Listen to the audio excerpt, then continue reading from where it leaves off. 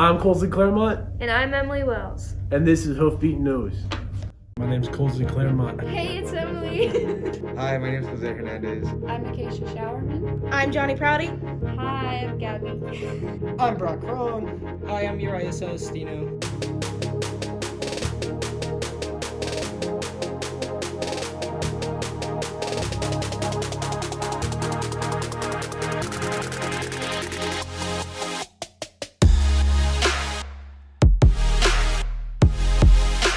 Today is Tuesday, April 27th, and we're back with another Hoofbeat episode. Up first today, Johnny informs us about the spring play, Radium Girls.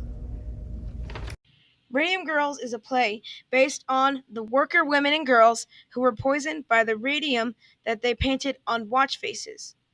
And FMHS has the pleasure and honor to perform this play.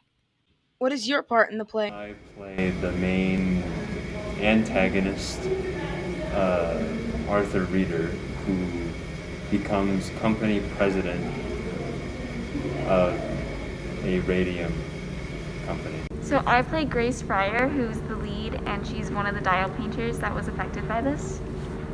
What is this play about?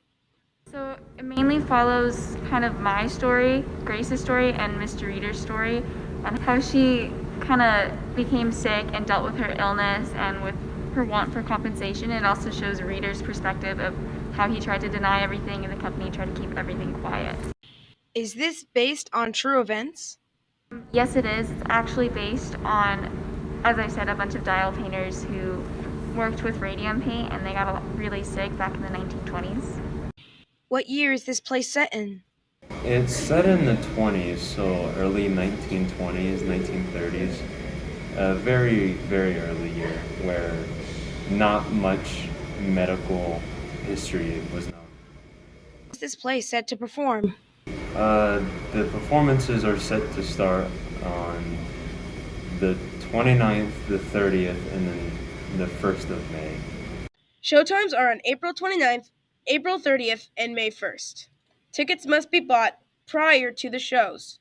Tickets will be sold on the Morgan County School website. Thanks, Johnny. Up next, Gaby covers the boys soccer team and how their season went this year. The soccer season ended on April 19th, 2021. It was a short season, but one to remember. Abraham Casillas will tell us more about how the season went for the team. As a team, I think we all learned that you have to work together or else the team ain't gonna work. Because when we work together, that's when we played our best game.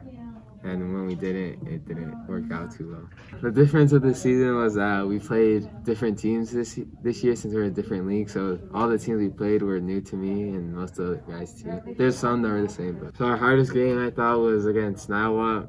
We ended up losing the game, but you know they're the better team on top at the end. But we fought hard. And it was probably the hardest game. Some challenges we faced this year were the COVID restrictions, wearing masks during the game on some of the games, not all. But you know, it kind of like ruined our season when it got cut down to 10 games as well. So it kind of sucked for us. This season, my favorite part was probably the buses home back. You know, riding with the seniors, all 14 of them, made it pretty fun. My goal for next year, since I'm a defender, I want to be able to score as much goals as I can and to try my best for the other team not to score goals on us. Although the soccer team did face some challenges, they sure had a good season. Jose Hernandez talked about his first and last soccer season as a senior. I guess you could say my last season was good. My expectations this season were just to have fun with my friends and enjoy the time and just have fun. But I really got a love for the sport, and if I joined from the beginning my freshman year, I probably would have stayed there my whole high school season. Some challenges I faced with the team were just like some basic team stuff, you know. So like sometimes we just had problems working together and communicating with the ball. But over the course, we did good. We actually got our head in the game and we started communicating and we started working hard, all of us together, and it led us all to some wins. So yeah. Overall, I just thought that the whole soccer season was really fun.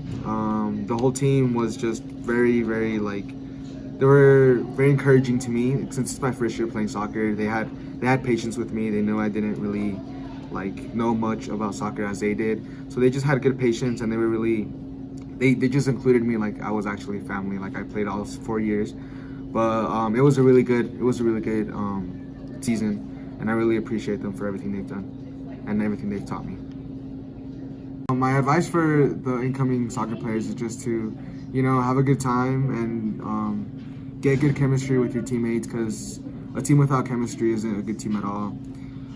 But yeah, just basically go out for the sport, have fun, and respect your teammates, respect their abilities, and just, go win some games. Even though it was a short season, the soccer players managed to get their head in the game and had a good season. But most importantly, they developed a strong friendship among their team. Thanks, Gaby. Akacia has a story on the senior checklist. So listen up, seniors. Seniors, the end of the year is approaching quickly. Here's a checklist of things to remember during our last few weeks. The senior slideshow will be May 6th at 11:50 a.m. All students are invited to attend in the auditorium. Parents are welcome to attend, just please have them sit in the upper balcony. Hey guys, so the seniors' last day will be May 6th, and senior checkout will be that same day from 1 to 3 in the auditorium, and you will get your caps and gowns at that time, and you'll just go through a little checklist and make sure everything's completed before you're done with school. Bye, see you then. Seniors, join us for the grad walk. It will be Friday, May 7th. We will be leaving Fort Morgan High School at 9:50. We will be going to the middle school and all the elementary schools.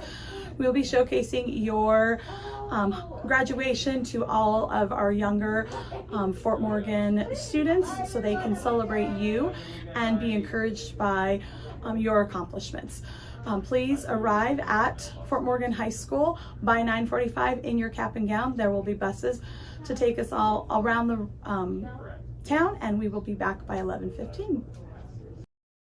Hey class of 2021, it's a tradition here at Fort Morgan High School that every year we hold a senior banquet. This year the banquet will be held on Monday, May 10th at 6 p.m. in the high school commons. It is for graduating seniors and high school staff only. We hope you all can attend. There'll be some musical entertainment and some speeches and a lot of good food. See you there. So graduation, the parade will be Saturday, May 15th. Everyone's going to meet up outside the Fort Morgan Police Department, and then the graduation ceremony will be the Sunday following that day, so May 16th, and that will be at Legion Field. Thanks, Akacia. Next, Brock reviews a game called Golf with Friends. Good morning, everybody. I hope every one of you is having an amazing day, and welcome back to another game review. Today, I wanted to discuss a game my friends and I tend to keep coming back to time and time again, Golf with Your Friends. Golf with Your Friends is a $15 Steam game developed by Blacklight Interactive, and as the name suggests, is obviously about golfing with your friends. The best parts of this game really tend to show when you're playing with friends, which is really no surprise looking at the title. The premise of the game is simple. Just aim your shot and try to make it into the hole. There are also some optional settings you can choose to set up, including jumping and collision with other players, which I would definitely recommend turning on. It just provides you with a much more enjoyable experience for longer periods of time. The game has lots of different maps, all very different from each other, including everything from a lumberyard to aquariums. And at times, the game can be very satisfying, like when you get a hole-in-one or pull some kind of cool shot, I don't know. But other times, the game can be straight up glitchy and annoying. Which honestly isn't always a bad thing. Sometimes it can make the game feel more unpredictable and adds another layer of fun to it. However, one of the worst parts about this game is replayability. The maps for the most part are enjoyable enough to play more than once, but eventually they do get kind of stale and predictable. But in the end, Golf with Your Friends is a very enjoyable game, and I would recommend it to anybody interested in playing a different type of game with your buddies apart from the usual ones everyone else plays. So thank you FMHS very much for watching this week's broadcast, and I'll see you all in a few weeks. That's all the news we have for you today. We will see you next week for another episode of Hoofbeat News. From all of us here at Hoofbeat, have a great day, FMHS.